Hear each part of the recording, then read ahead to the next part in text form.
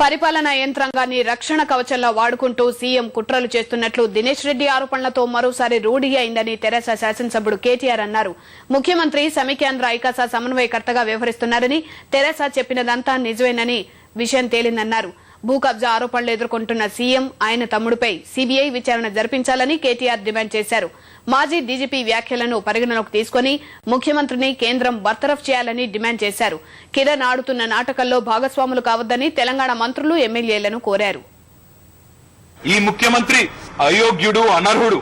ఆ పదవిలో కొనసాగడానికి ఈయన తగడు.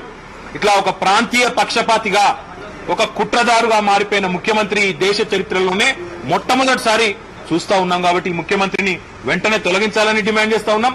భూ కబ్జాల విషయంలో కూడా మరి ఆయన వాళ్ళ సోదరుని ఇవాళ ముందు పెట్టి ఏవైతే భూ కబ్జాలు చేస్తా ఉన్నాడో, సెటిల్మెంట్లు చేస్తా ఉన్నాడో వాటి విషయంలో నిజాలు తేలాలంటే, నిజాల నిగ్గు తేల్చాలంటే మేము డిమాండ్ చేస్తా ఉన్నాం.